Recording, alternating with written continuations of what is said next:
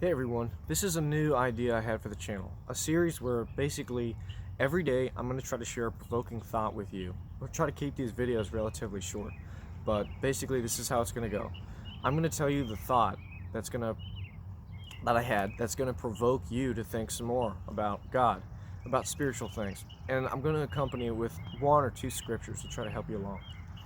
I hope that this sort of encourages and inspires you to think more deeply about your spiritual life and about the spiritual truths that surround us. Okay, so I guess we can just go ahead and call this Provoke Your Mind, or something cool like that. We'll call it Provoke Your Mind. So here's a thought I'm going to give you. I'll start by reading a passage from Job, chapter 38, verses 16 through 21. Right? And I'll give you the context first, okay?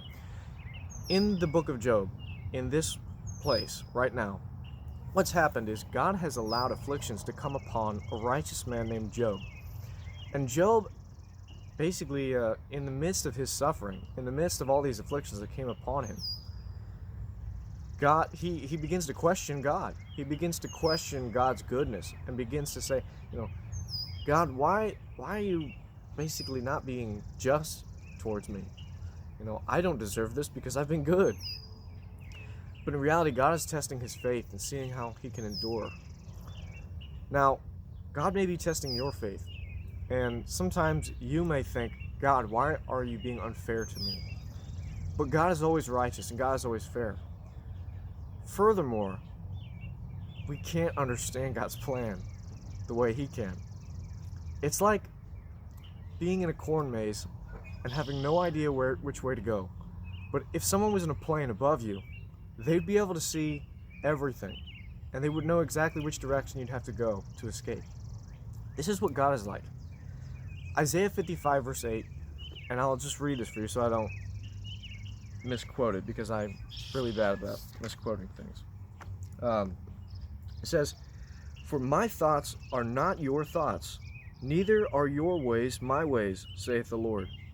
For as the heavens are higher than the earth, so are my ways higher than your ways, and my thoughts higher than your thoughts." So God thinks about things in a completely different way than you and I do. He's got eternal knowledge, eternal wisdom. He's got the full picture, whereas you and I just have a tiny little slice of what we can see during these few years of our small little lives, okay? So God basically rebukes Job for his unfaithfulness by saying something along these lines. Starting at verse 16. "Hast thou entered into the springs of the sea? Or hast thou walked in the search of the depth? Have the gates of death been opened unto thee? Or hast thou seen the doors of the shadow of death? Hast thou perceived the breadth of the earth? Declare, if thou knowest it all. Where is the way where light dwelleth? And as for darkness, where is the place thereof? That thou shouldest take it to the bound thereof, and that thou shouldest know the paths to the house thereof. Knowest thou it because thou wast then born, or because the number of thy days is great?" God is asking Job a series of provoking questions to make him understand how low he actually is in comparison to God. God is saying, how can you question me or question my decisions?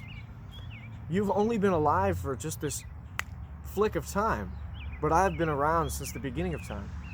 He says earlier in that chapter, "Where were you when I laid the foundations of the earth?" He said, "Has the gates of death been opened up unto you that you could see them?" Our knowledge and our understanding can never, ever question God's. Because, let's be honest, compared to God, we're not very smart. Now that leads me to the provoking thought that I want to share with you today. Have you ever been sitting outside on the front porch, or outside in general, and you saw a bird? Now bear with me here. This is kind of a weird thing to think about. You ever just notice how weird birds are? It's just like a little fluff ball with two little sticks for legs. It's got a little sharp little beak for pecking things. It doesn't have lips like you and I do. Beady little eyes, and it has wings that it can fly. It can actually fly around. One of my friends has actually described birds as flying rats. But Could you come up with a bird if you had never seen anything like it before?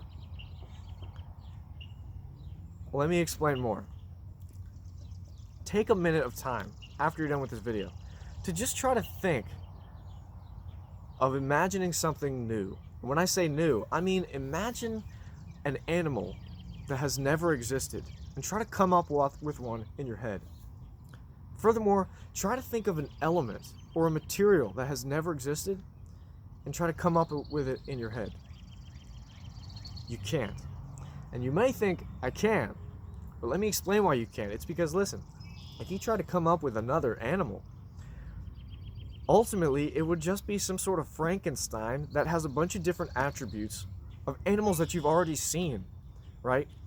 Say, it might have tentacles like an octopus, but wings like a bird, eyes like a snail, and feet like a cow. That's just me coming up with something off the top of my head, but honestly, it's impossible to think of something that doesn't exist. As a human being, a carnal human being living in a physical world, we can't break the box of being physical.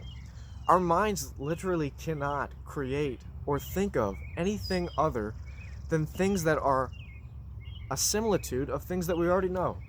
I hope I didn't make that sound too funny, but once again, if you were to try to imagine a new material, would it be rough like sand? Would it be smooth like glass? Or would it be something in between? Would it not be rough or smooth? Would it be fill in the blank? You can't, because you couldn't create. You see where this goes? Human beings can't create. We can only make out of the things that are in the world around us. But God is sovereign, all-powerful, all-knowing, and eternal.